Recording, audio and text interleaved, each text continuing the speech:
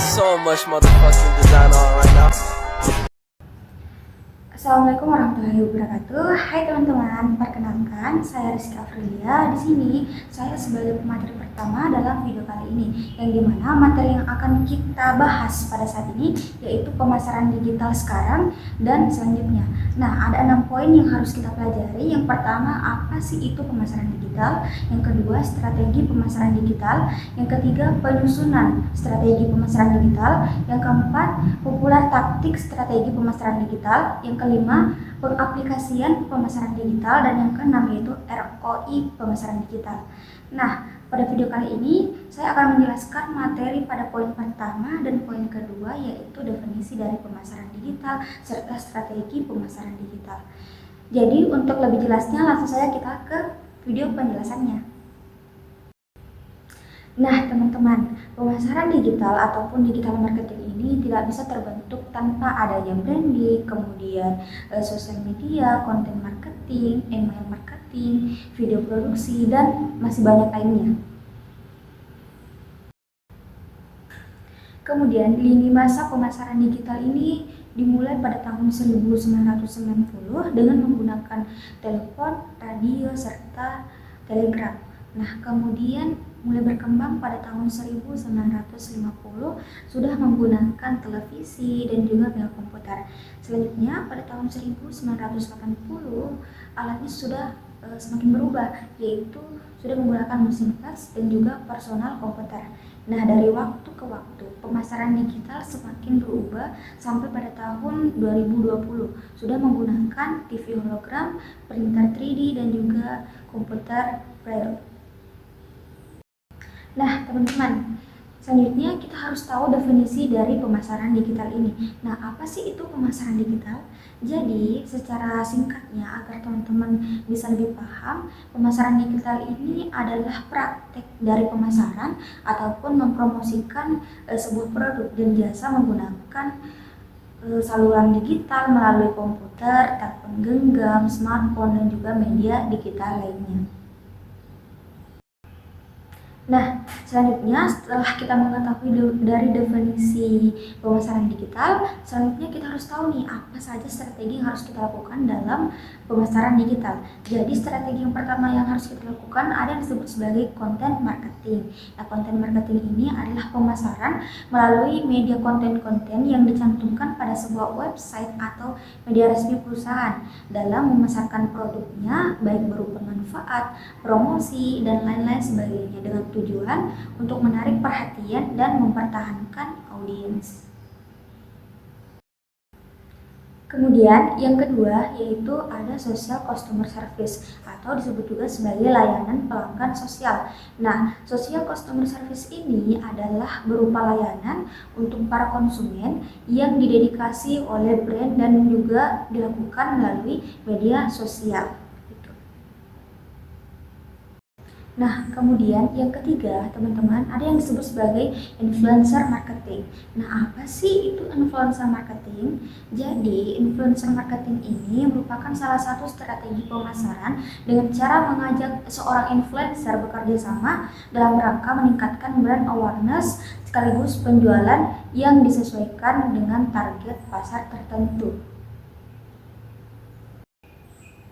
Nah, yang keempat, ada yang disebut sebagai cross media campaign atau kampanye lintas media. Ini adalah strategi pemasaran yang menggunakan berbagai saluran komunikasi untuk menjangkau target pasar, yang dimana kampanye ini dilakukan secara serentak di beberapa saluran, baik itu media tradisional atau tradisional marketing maupun media digital marketing dengan pemasaran yang sama. Adapun yang termasuk media tradisional dan juga media digital, yang pertama media tradisional atau tradisional marketing ini contohnya seperti teknik pemasaran dengan menggunakan televisi, radio, koran, majalah, dan lain sebagainya.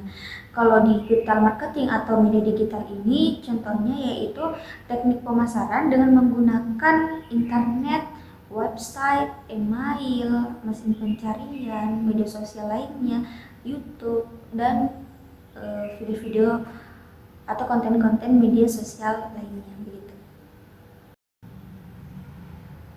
Ya, mungkin itu saja materi yang dapat saya sampaikan mengenai poin pertama dan poin kedua tentang pengertian dari pemasaran digital dan juga strategi apa yang akan kita lakukan dalam pemasaran digital. Nah, jadi untuk materi selanjutnya akan disampaikan oleh teman saya. Jadi untuk lebih jelasnya langsung saja ke penjelasan video selanjutnya. Perkenalkan, nama saya Nurrahma Fadila sebagai pemateri 3 dan 4. Baik, langsung saja saya akan bahas materi ketiga, menyusun strategi pemasaran digital.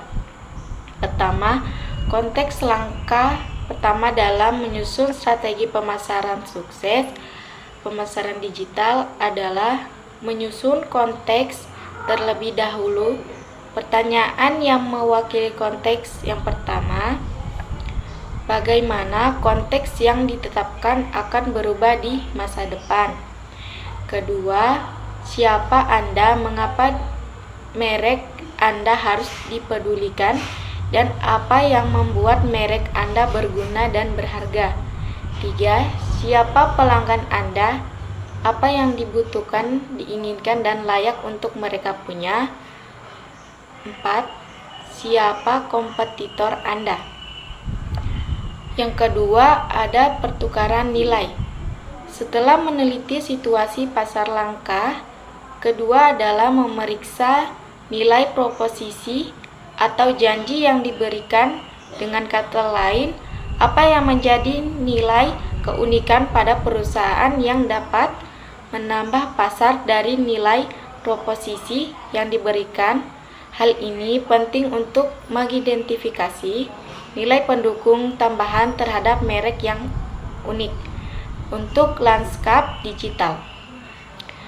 Selanjutnya, gambar di samping menunjukkan bahwa mobile marketing, sosial media, dan email marketing terus saja meningkat dari tahun 2009 sampai tahun 2014, dan mobile marketing meningkat di 11%, mobile marketing meningkat di 11%, email marketing di 27%, dan sosial media berada di atas dengan persentase 34%. Selanjutnya, materi keempat, populer taktik strategi pemasaran digital. Pertama, taktik SEO, pengeluaran, retensi pelanggan, dan akuisisi. Kedua, taktik iklan perencanaan, pengeluaran, penjualan, retensi pelanggan, dan akuisisi. 4. Taktik iklan online, pengeluaran, merek, dan akuisisi. 4. Taktik afiliasi pemasaran, pengeluaran, penjualan, dan merek. 5. Taktik pemasaran video, pengeluaran, merek, retensi pelanggan, dan pembuatan nilai. 6. Taktik media sosial, pengeluaran, merek, pembuatan nilai, dan partisipasi. Dan yang terakhir 7. Taktik pemasaran email, pengeluaran, retensi pelanggan, dan pembuatan nilai. Kelima, pengaplikasian pemasaran digital. Saluran digital dapat diklasifikasikan dalam berbagai cara, yaitu saluran komunikasi satu arah atau komunikasi dua arah. Komunikasi satu arah ini adalah bersifat linear atau terbatas, yang dimana pesan ini hanya mengalir dari pengirim ke penerima tanpa adanya balasan. Contohnya yaitu website dan email. Email ini merupakan bentuk komunikasi satu arah. Mengapa? Karena tidak memungkinkan pertukaran ide secara langsung seperti panggilan telepon ataupun tatap muka. Email ini digunakan atau bertujuan untuk membagi informasi, mempromosi, membangun, ataupun membimbing atau mengarahkan pelanggan ke situs web. Yang berikutnya, komunikasi dua arah. Komunikasi dua arah ini bersifat umpan balik dari pengirim ke penerima, yang dimana pemasaran perusahaan sangat membutuhkan komunikasi dua arah ini dari pelanggan agar mendapatkan ide, pendapat, ataupun masukan. Komunikasi dua arah dalam media sosial ini penting karena dapat membangun hubungan yang lebih kuat, memberikan wawasan tentang kebutuhan konsumen, dan dapat meningkatkan strategi pemasaran di bisnis digital. Berikut ada 7 langkah efektif dalam melakukan pemasaran digital. Yang pertama yaitu menentukan tujuan pemasaran.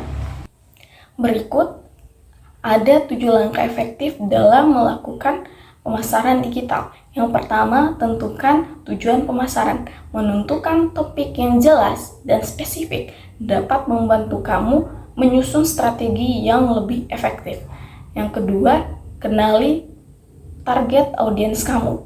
Kenali demografinya, minatnya, dan perilaku audiens kamu. Dengan informasi ini, kamu bisa memilih saluran yang sesuai.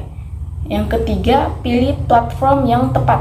Misalnya Instagram dan TikTok yang dimana penggunanya itu para remaja, sedangkan Facebook para penggunanya itu ibu-ibu. Kamu harus menyesuaikan dengan produk yang akan Anda jual. Yang keempat, kembangkan konten berkualitas. Dan kelima, gunakan teknik SEO.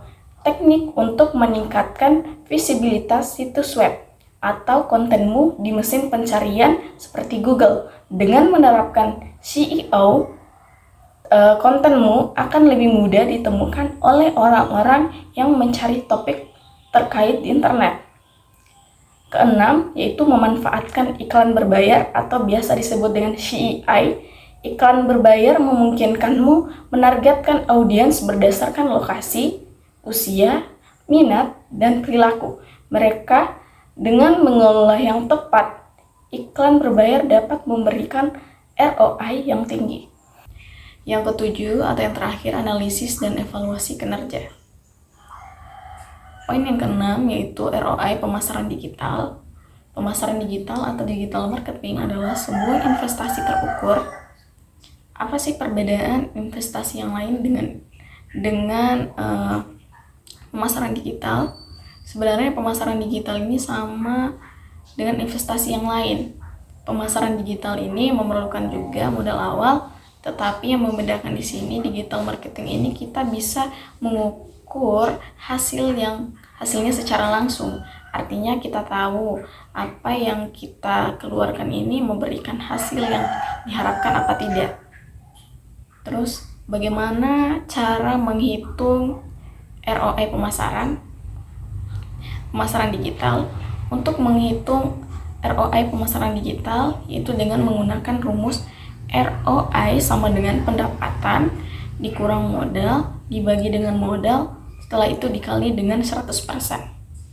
Contohnya, jika kita mengeluarkan 10 juta untuk kampanye digital dan menghasilkan 50 juta dari penjualan, maka ROI-nya ini adalah sama dengan 50 juta dari penghasilan atau pendapatan terus dikurang dengan pengeluaran atau modal sebesar 10 juta dibagi dengan pengeluaran atau modal sebesar 10 juta, setelah itu dikali dengan 100 sama dengan 400%. Jadi kita mendapatkan 4 kali lipat dari yang kita investasikan.